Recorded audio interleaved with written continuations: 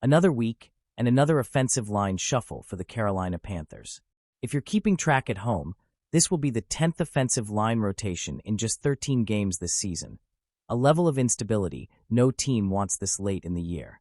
But with injuries piling up again, head coach Dave Canales is preparing to roll out a new combination in front of Bryce Young when the Panthers face the Rams this weekend. Let's break down everything you need to know heading into Week 13, from the O-line changes to the major holes on defense. We'll start up front, where Carolina simply hasn't been able to keep a consistent group together. Canales confirmed Friday that Jake Curran is expected to start at right guard in place of the injured Chandler Zavala. And he made it clear the coaching staff was hoping to get a few other linemen back, but that didn't work out. Pretty much the list of guys we thought we were trying to get back out there. We weren't able to do that, Canales said. Curran has been a dependable depth piece this season, appearing in 8 games and playing over 15% of the offensive snaps. In 2 of those games, against Green Bay in Week 9 and San Francisco last week, he played the majority of the snaps after other guards went down injured. Canales knows Curran well. The two spent 2 seasons together in Seattle, and the head coach didn't hold back on praising what Curran brings to the line. Jake is a really intelligent guy. He's got a lot of experience. He's used to different fronts, different kinds of movement. And on top of that, he's massive, Canales said. And he's not exaggerating. Curran checks in at 6'6" and 316 pounds, a true power blocker. Curran will line up next to Austin Corbett, who remains at center. But depth is still thin. Canales said Cade Mays will miss another week. It's another rotation, another adjustment, and another test for a unit that hasn't played the same 5 guys together for more than a handful of drives this season. Now to the defense, and it's a tough update. In addition to suspended safety Trayvon Moehrig, Canales said cornerback J.C. Horn is expected to miss this week's game after suffering a concussion against the 49ers. Horn's absence is significant. Before exiting early in Week 12, he snagged 2 interceptions, pushing his season total to 5, tied for the league lead and a new career high. Without him, the Panthers rotated through a lot of different looks in practice.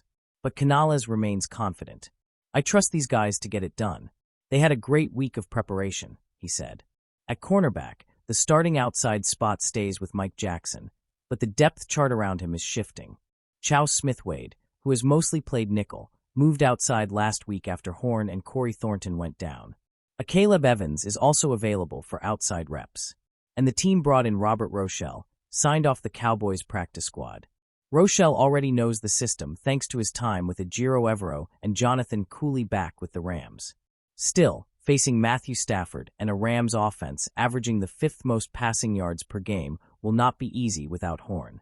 At safety, Carolina is also adjusting with Moehrig suspended. The Panthers expect Lathan Ransom to step into a prominent role, with Demony Richardson and veteran starter Nick Scott rotating in.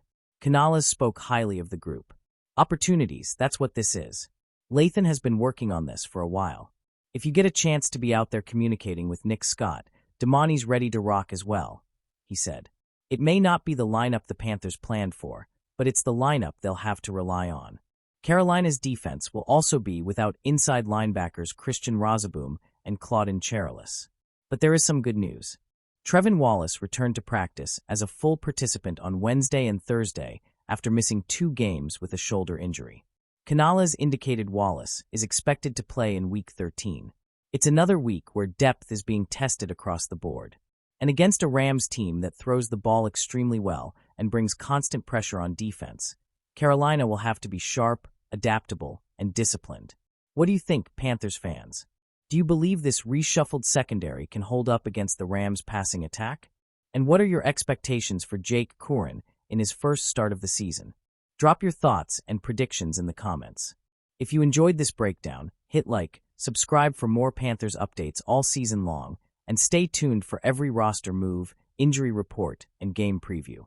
Thanks for watching, and as always, keep pounding.